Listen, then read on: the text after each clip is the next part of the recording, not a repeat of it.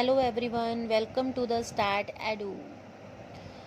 हमने अपनी पुरानी वीडियोस में हम फॉर्म्स ऑफ बिजनेस ऑर्गेनाइजेशन के बारे में पढ़ रहे थे और हमने सोल प्रोप्राइटरशिप और जॉइंट हिंदू फैमिली बिजनेस के बारे में हम पढ़ चुके हैं। आपने अभी तक मेरी वो वीडियोस नहीं देखी हैं सो प्लीज़ आप जाके देख लीजिएगा। मैं डिस्क्रिप्शन बॉक्स में उनका लिंक सेंड आपको कर दूँगी। एंड अगर आप मेरे चैनल पर नए हैं तो सब्सक्राइब करना मत भूलिएगा। चलिए आज का हम अपना सेशन शुरू करते हैं। आज हम पढ़ेंगे about the partnership, the third form of the business, that is partnership. Partnership क्या होता है? It refers to the form of organisation in which two और more than two persons willingly join and agree to run some lawful business. ये इस type का organisation है, एक तरह का प्रकार है जिसमें दो या दो से ज़्यादा पर्सन्स जो हैं अपनी मर्जी से जो है हाथ मिलाते हैं, ज्वाइन करते हैं बिजनेस को और एग्री करते हैं कि वो एक बिजनेस चलाएंगे। मतलब खुद अपना सोच विचार करके आपस में मिलकर जो है एक बिजनेस अपना वो चलाते हैं, that is known as partnership. दो तरह की चीज़ें इसमें इंक्लूड होते हैं, एक तो पार्टनर्स और एक the name of the firm. Partners क्या होते हैं? जितने भी पर्सन्स जो हैं एग्री कर रहे हैं कि वो मिलकर अपना ये बिजनेस चलाएंगे, with that is known as partners. Name of the firm क्या होता है? कलेक्टिवली जो एक फर्म बनाते हैं, ठीक है, और जिस नेम के अंडर वो बिजनेस को स्टार्ट कर रहे हैं, बिजनेस को चला रहे हैं, that is known as the name of the firm.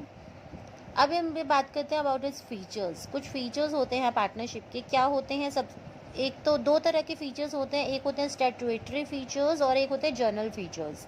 तो सबसे पहले हम पढ़ेंगे about the statutory features. Statutory features क्या होते हैं? ऐसे फीचर्स होते हैं जो इंडियन पार्टनरशिप एक्ट के अंडर जो है जिनको लिखा गया है। मतलब ये तो आपके अंदर होने ही होने चाहिए अगर आप अपने पार्टनरशिप को एज अ लीगल या लॉफुली जो है आप इसको क्या कह सकते हैं हम बनाना चाहते हो, ठीक है। सबसे पहले क्या, more than one person. Obvious ही बात है, अगर वन पर्सन होगा तो वो तो सोल प्रोप्राइटरशिप में चला जाएगा, इसलिए मोर देन वन पर्सन होना चाहिए और मैक्सिमम और ज़्यादा से ज़्यादा 50 मेंबर्स होने चाहिए। अगर आपके पर्सन 2 से कम है या 50 या 50 से ज़्यादा हैं तो आपकी पार्टनरशिप को जो है इलीगल माना जाएगा। Second is existence of the business. जो भी बिजनेस आप चला रहे हैं वो पूरी तरह से लीगल होना चाहिए। आप किसी गलत चीज़ों का या ऐसी इलीगल चीज़ों का आप बिजनेस ना करें जो आपकी गवर्नमेंट आपको अलाउड नहीं करती है। Third one is the contractual relationship. Contractual relationship क्या होता है? It is very important to have a contract between the partners. बहुत ज़रूरी है पार्टनरशिप करते हुए कि आपके पार्टनर्स के बीच में जो है कॉन्ट्रैक्ट बना रहे। Minor can be admitted as a partner under the section 30। Under section 30 के अंदर जो है आपको बताया गया है कि जो माइनर है वो भी आपका एज अ पार्टनर की तरह काम कर सकता है, but not the full fledge only in the profits. लेकिन जो आपका माइनर पार्टनर होगा वो पूरी तरह से आपका पार्टनर नहीं होगा, वो सिर्फ आपके प्रॉफिट का हकदार होगा। अगर आपके लॉस होते हैं तो उसमें उसका कोई शेयर नहीं होगा, तो he is not the full fledge partner. Next है profit motive and the sharing of the profits. जितने भी प्रॉफिट्स या लॉसेस हैं आपके रिस्पेक्टिव रेशियो के हिसाब से आप में डिस्ट्रीब्यूट हो जाएंगे। मतलब कि काफ़ी पार्टनर्स होते हैं जिनका 50-50% होता है, कईयों का 60-40 होता है, कईयों का 70-30% होता है। तो उस परसेंट के हिसाब से ही आपके बीच में प्रॉफिट और लॉसेस को डिस्ट्रीब्यूट किया जाएगा और सबको वो चीज़ माननी पड़ेगी। नेक्स्ट है प्रिंसिपल एजेंट रिलेशनशिप। जितने भी पार्टनर्स होते हैं, ठीक है, एक पार्टनर बाकी सारे पार्टनर्स के साथ जो है ज्वाइंट होता है, उसकी सारी अगर एक पार्टनर कुछ भी करेगा गलती तो वो बाकी पार्टनर्स को भी भुगतनी पड़ सकती है। Every partners plays the double role of an owner and an agent. जो जितने भी पार्टनर्स होते हैं आपके पार्टनरशिप फर्म के लिए या ऑर्गेनाइजेशन के लिए, सभी जो है डबल रोल प्ले करते हैं। वो एक ऑनर का काम भी करते हैं और एज एन एजेंट का काम भी करते हैं। तो ये तो थे हमारे कुछ स्टैट्यूटरी फीचर्स। अब हम बात करेंगे हमारे कुछ जर्नल फीचर्स के बारे में। ये ऐसे फीचर्स हैं जिनको लॉज के अंदर नहीं लिखा गया है लेकिन फिर भी ये फॉलो किए जाते हैं। फर्स्ट वन है इसमें अनलिमिटेड लायबिलिटी। जितने भी पार्टनर्स हैं जो वो जो हैं सारे जो हैं रिस्पॉन्सिबल हैं कलेक्टिवली, मतलब इकट्ठे इकट्ठे भी वो रिस्पॉन्सिबल और अकेले अकेले भी रिस्पॉन्सिबल हैं। जितनी भी उनकी लायबिलिटीज़ हैं बिजनेस की, सभी के लिए वो लायबल है। ऐसा नहीं है कि अगर आपका शेयर कम है तो आपकी लायबिलिटी कम होगी, नो। जितने भी पार्टनर्स हैं सबके लिए जो है इक्वली, कलेक्टिवली और इंडिविजुअली हर तरह से जो है आपकी जो लायबिलिटी होगी वो अनलिमिटेड होगी in the partnership organization. Next is no separate individuality, जितने भी कॉन्ट्रैक्ट्स होंगे वो सारे फर्म से रिलेटेड होने चाहिए, कोई भी आपका पर्सनल कॉन्ट्रैक्ट नहीं होना चाहिए। ऐसा नहीं है आप फर्म के नाम पे अकेले ही बिजनेस कर रहे हो, आप सभी पार्टनर्स को, सभी मतलब आपके पूरे फर्म को जो है साथ लेकर चलोगे। जितने भी कॉन्ट्रैक्ट्स होंगे उसका सारा कुछ भी होगा, या प्रॉफिट होगा या लॉस होगा, आपका फर्म ही भुगतेगा।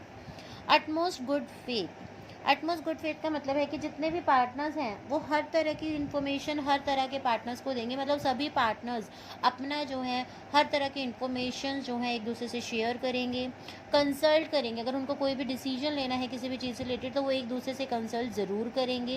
And give a true account of all the business deals, और जितनी भी बिजनेस डील्स हुई हैं, जैसी हुई हैं, जितने में हुई हैं, वैसे की वैसी आपको अपने बाकी पार्टनर्स के साथ शेयर करनी होगी। ऐसा नहीं है कि आप 1 लाख की डील करके आओ लेकिन अपने पार्टनर्स को आप 70,000 के बता रहे हो, तो ऐसा नहीं होना चाहिए। आपको बिल्कुल ट्रू अकाउंट जो है आपके बिजनेस डील्स के बारे में अपने पार्टनर्स को बताना है। नेक्स्ट है only a individual can be a partner, not any form of the individual. जब भी आप एक पार्टनरशिप फॉर्म बनाने जाते हो तो जो इंडिविजुअल को ही आप एज अ पार्टनर चूज कर सकते हो, आप किसी फॉर्म या ऑर्गेनाइजेशन को नहीं कर सकते। Restriction on transfer of the interest, next है कि जो आपका इंटरेस्ट ट्रांसफ़र करते हैं उस पर रिस्ट्रिक्शन है, आप किसी को भी अपना इंटरेस्ट ऐसे ट्रांसफ़र नहीं कर सकते। आप सबके बीच में म्यूचुअल फेथ होना बहुत ज़रूरी है। सो ये तो था all about the partnership, partnership क्या होती है और क्या क्या रूल्स या रेगुलेशंस होते हैं पार्टनरशिप के लिए। अब हम पार्टनरशिप जो है बहुत अलग अलग तरह की होती है। तो अब हम बात करेंगे about the types of the partnership. First one है आपका जनरल पार्टनरशिप। जनरल पार्टनरशिप क्या होता है? It refers to that unincorporated business which has 2 और more owners who have unlimited liability.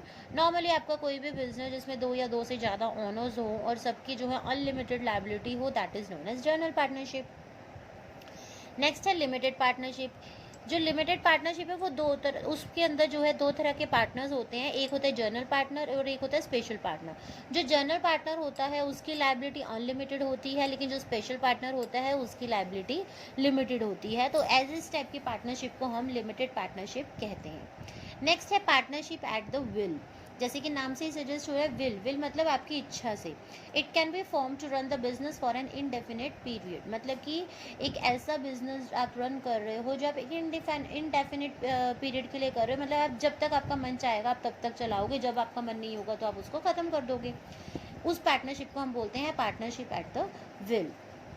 Next है पर्टिकुलर पार्टनरशिप। पर्टिकुलर पार्टनरशिप क्या होता है? It can be form for some specific object and ends with the attainment of the predetermined specific object.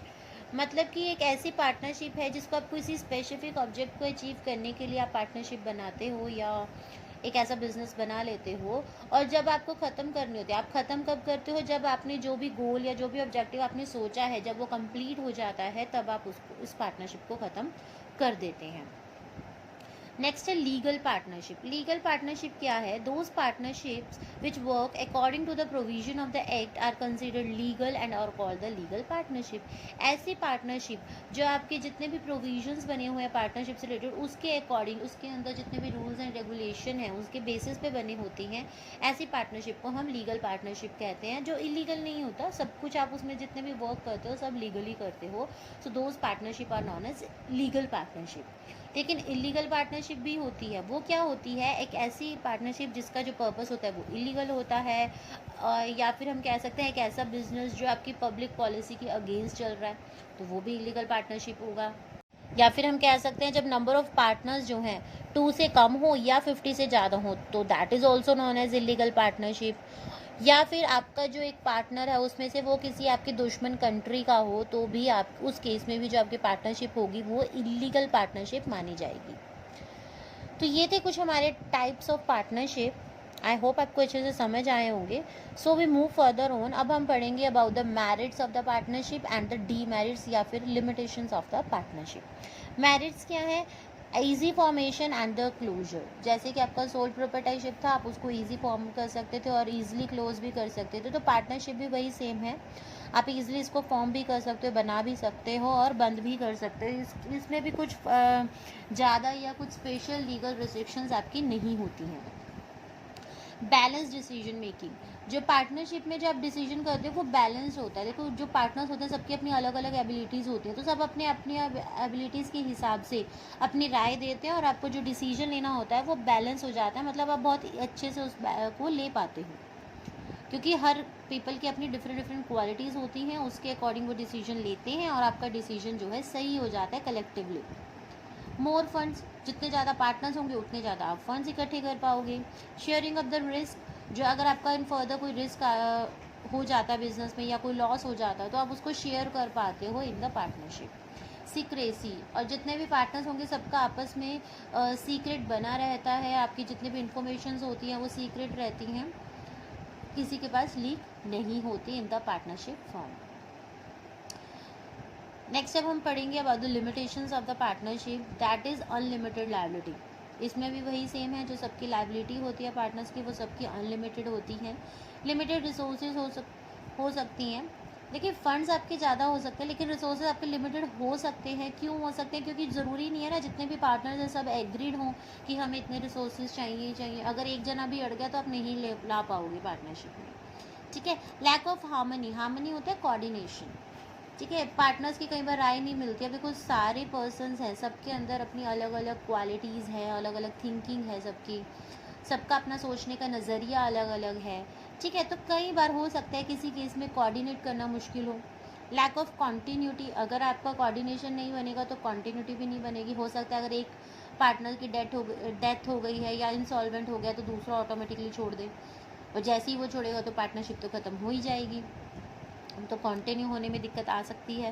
Lack of public faith, हो सकता है public पर को आप पर फेथ ना हो। क्यों ना हो? क्योंकि क्या होता है पार्टनरशिप में हमारी जो एक्चुअल इकोनॉमिक पोजीशन होती है हम उसको शो नहीं करते, लोगों को पता ही नहीं होता एक्चुअली पार्टनरशिप में आपका जो बिज़नेस है क्या क्या है कैसा है, उनको अच्छे से नहीं पता होता, जिसकी वजह से पब्लिक आप पे अच्छे से भरोसा नहीं कर पाती। So this is all about the merits and demerits of the partnership. I hope आपको आज का सेशन पसंद आया होगा। So please like share and subscribe my channel. Thank you, bye.